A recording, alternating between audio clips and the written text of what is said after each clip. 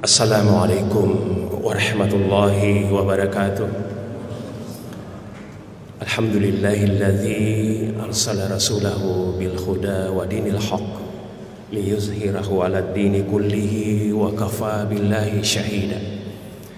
Asyhadu an la ilaha illallah wahdahu la syarika lah wa asyhadu anna Muhammadan 'abduhu wa rasuluh. Allahumma salli wa sallim wa barik ala Muhammadin wa ala alihi wa sahbihi ajma'in, amma ba'd. Faqala Allah ta'ala fi kitabil karim, a'udzu billahi minasy syaithanir rajim, bismillahirrahmanirrahim. Aqimis sholata liduluki syamsi ila ghazaqil laili wa qur'anal fajr inna qur'anal fajri kana mashhuda wa minal laili fatahajjat bihi nafilatan laka asa ayyab'asaka rabbuka maqaman mahmud. Sadaqallahul azim. Ma'asyiral muslimin jamaah wal muslimat, jamaah subuh yang dirahmati Allah Subhanahu wa taala. Mari kita senantiasa bersyukur kepada Allah Subhanahu wa taala, karena dengan rahmat, taufik dan hidayahnya kita masih sempat hadir di tempat yang mulia ini dalam rangka menjalankan tugas kita, tugas kewajiban kita kepada Allah Subhanahu wa taala, yaitu salat subuh secara berjamaah. Salam dan salawat atas junjungan Nabiullah Muhammad sallallahu alaihi wasallam beserta keluarganya, sahabat-sahabatnya dan pengikut beliau yang setia sampai akhir zaman. Jamaah yang dirahmati Allah Subhanahu wa taala. Inna azqalah salatin wal munafiqina salatul isya'i wa salatul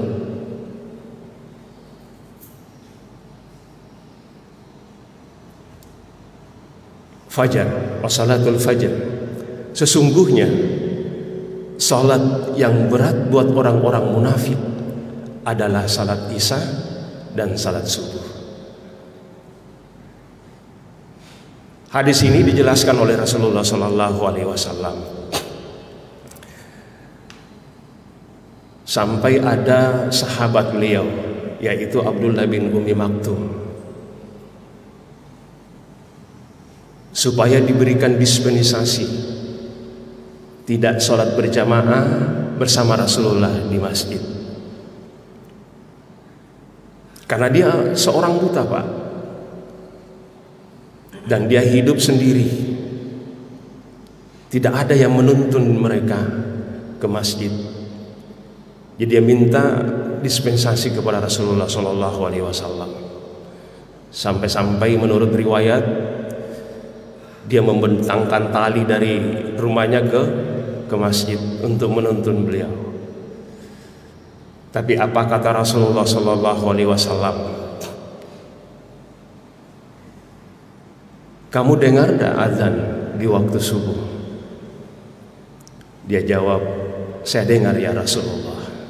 Kalau begitu datangi masjid, karena itu azan adalah panggilan Allah Subhanahu wa taala. Tatkala dikumandangkan Allahu Akbar, Allahu Akbar, Allah yang maha besar, Allah yang maha besar, semuanya adalah kecil. Maka saat itulah Abdullah bin Ummi Maktum senantiasa berjamaah di masjid, dan dia mencari akal bagaimanapun upayanya supaya bisa sampai ke masjid. Ini orang buta, Pak. Yang kedua, sahabat Rasulullah Sallallahu Alaihi Wasallam, yaitu Subhan. Itu kalau dirunut, Pak, kejauhan dari rumahnya ke masjid itu berjam-jam, sampai Adi Hidayat memperkirakan pada saat itu berkisar 3 jam perjalanan mereka dari rumah ke masjid. 3 jam, Pak. Itu berapa kilo kira-kira Pak? Puluhan kilo Pak. Kemungkinan kita dari sini ke Labanan itu. Dan dia, kalau dia datang di waktu subuh itu di pojok kanan.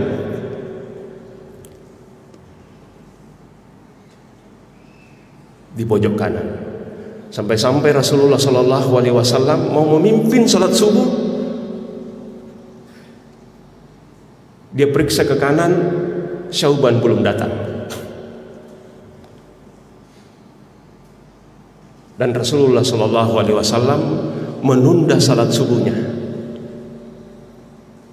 Saking dihargainya Syauban, dia ditunggu sejenak untuk melanjutkan salat subuh. Ditunggu sedemikian waktu, Syauban juga belum datang. Maka dilaksanakanlah salat subuh berjamaah oleh Rasulullah Shallallahu Alaihi Wasallam. Setelah salat subuh, Syauban juga belum muncul. Maka Rasulullah ada inisiatifnya bertanya kepada sahabatnya, siapa yang ketahui rumah Syauban? Ada sahabat yang mengetahui. Saya ya Rasulullah. Kalau begitu kita ke rumahnya Syauban. Ternyata Syauban sudah meninggal. Nah, inilah yang menjadikan Syauban tidak berjamaah di masjid karena dia meninggal. Jamaah yang dirahmati Allah Subhanahu wa taala. Dengan dua fenomena ini, dua ilustrasi ini, kita bisa bermuhasabah dalam diri kita. Apa kira-kira yang menyebabkan kita tidak sholat berjamaah di masjid?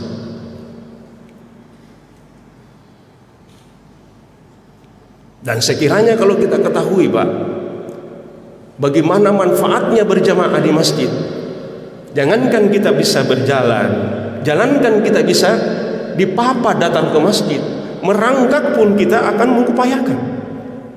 Luar biasa Pak. Jadi sangat rugi kita kalau kita tidak berjamaah di masjid.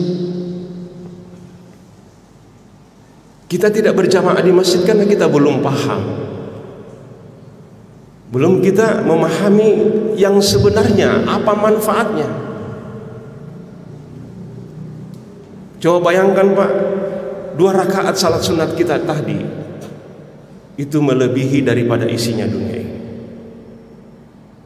Bisa enggak kita hitung Pak?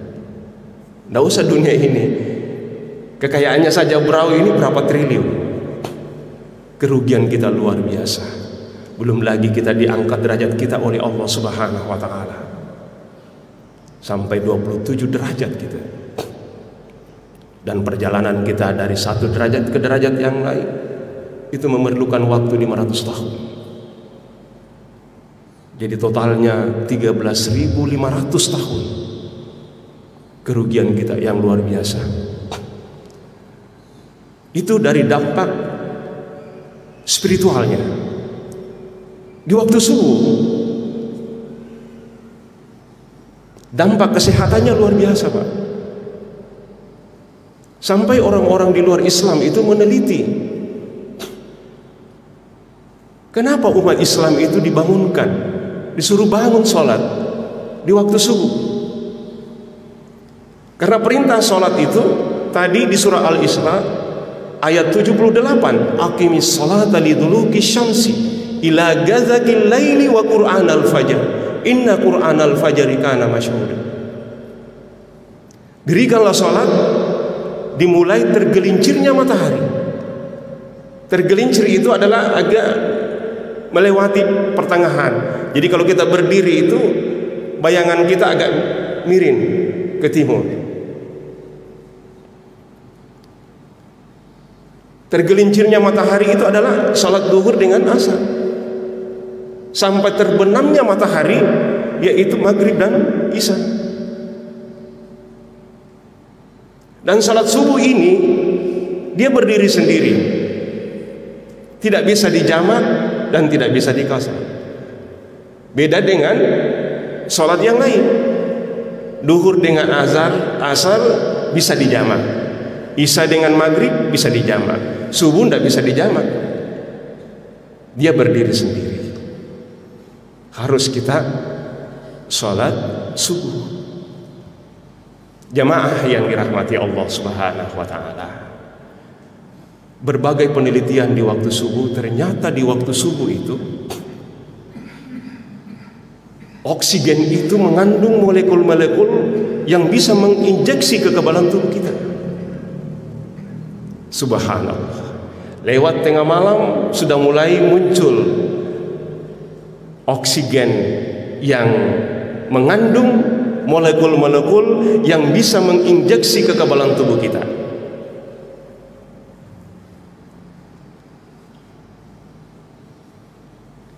Jadi orang, kalau ibu-ibu kalau datang pulang walaupun tidak sholat tetap bangun, Pak, karena kita menghirup udara yang mengandung molekul-molekul yang bisa menginjeksi kita. Jadi imun kita itu bertambah, kekuatan kita itu bertambah. Bahkan udara ini melahirkan inner beauty, kecantikan dari dalam. Kalau laki-laki ya mungkin ketampanan dari dalam.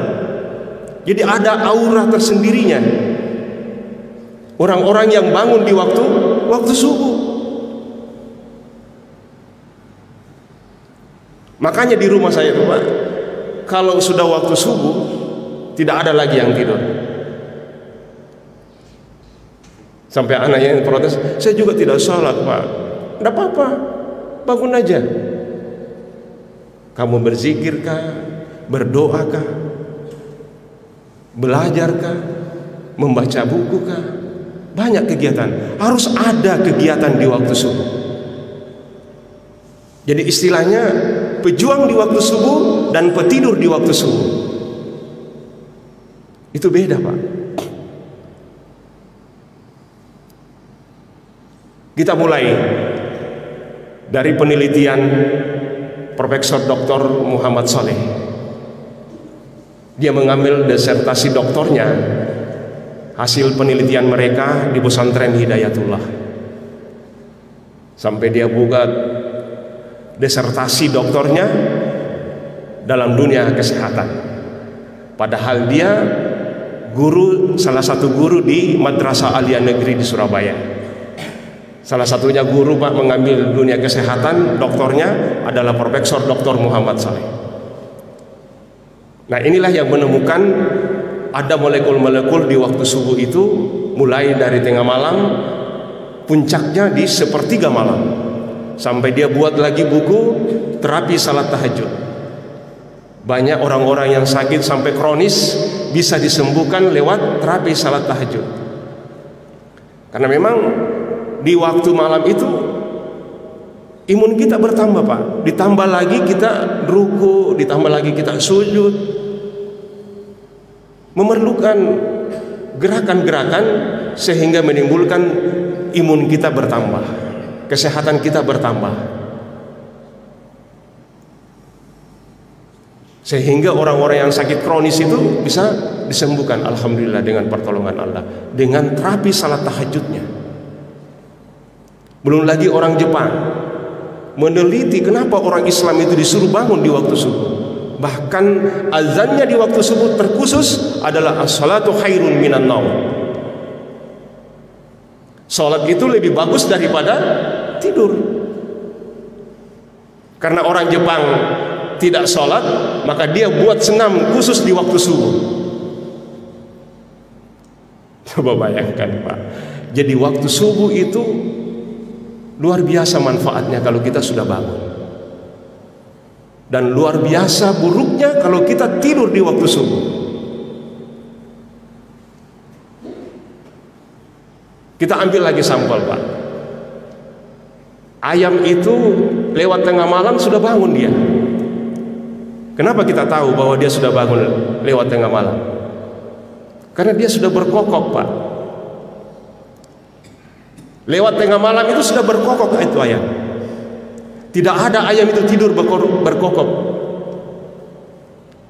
Kalau dia sudah berkokok berarti dia sudah bangun.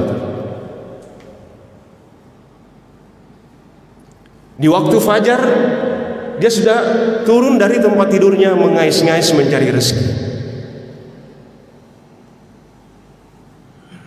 Dan tidak ada kita lihat Pak, ayam itu tidur pagi. Kalau ada tidur pagi itu berarti ayam sakit, itu namanya. Dan memang kita dilarang Pak tidur di waktu pagi. Menimbulkan penyakit yang luar biasa kalau kita tidur pagi. Dilarang kita itu ada 3 waktu. Setelah salat subuh kita dilarang tidur. Setelah salat asar kita dilarang tidur Pak. Setelah salat maghrib kita dilarang tidur. Karena apa? Pergantian dari cuaca di waktu pagi sampai siang. Cuaca di waktu sore sampai malam. Itu cuacanya beda Pak kalau kita bawa tidur. Apatah lagi kita ini dalam keadaan berpuasa. Kita habis makan, hindari tidur karena kita dalam keadaan kenyang. Makanan itu dalam proses di lambung. Kapan kita bawa tidur, kita bawa baring, maka makanan itu meluber ke rongga dada. Akhirnya kita sakit dada, lambung kita rusak. Akhirnya muncul asam lambung, perih di lambung. Karena kesalahan kita. Bukan salahnya orang berpuasa. Sampai muncul statement summu tasihhu, berpuasalah kalian supaya kalian sehat. Puasa ini luar biasa Pak, menimbulkan kesehatan yang luar biasa. Kenapa kita sakit? Karena kita yang salah berpuasa. Kembali lagi kepada ayam. Ayam itu berkahnya luar biasa Pak, karena dia tidak pernah tidur pagi. Sudah subuh sudah bangun.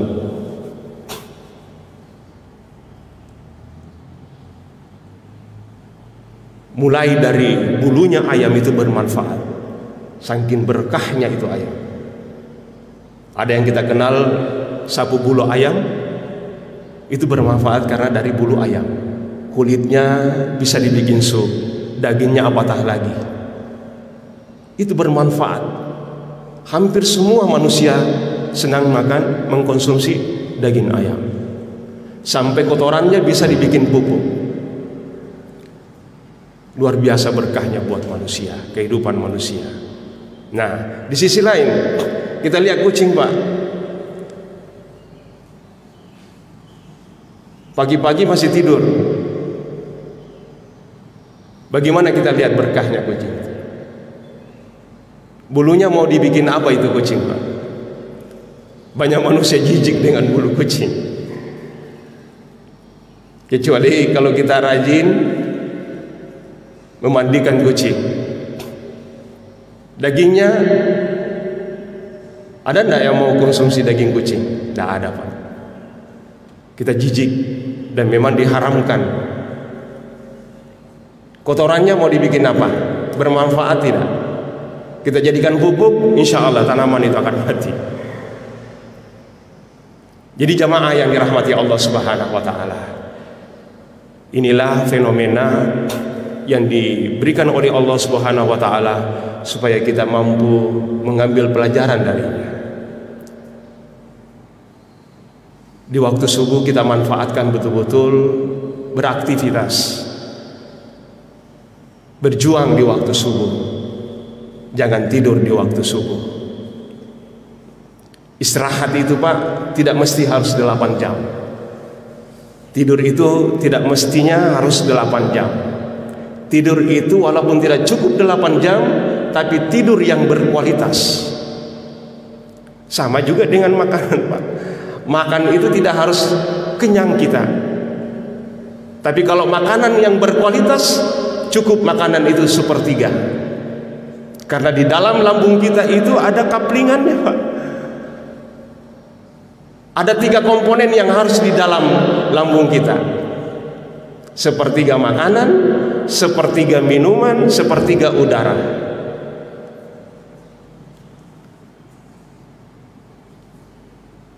Kalau lambung kita penuhi dengan makanan, protes minuman, protes udara, sehingga kita sesak napas.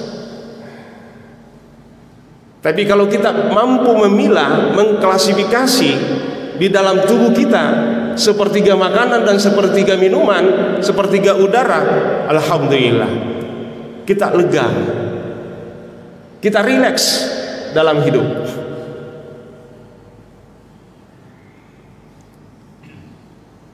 Jamaah yang dirahmati Allah Subhanahu wa taala, mungkin inilah yang bisa saya sampaikan kepada jamaah. Mudah-mudahan ada manfaatnya dan ada berkahnya.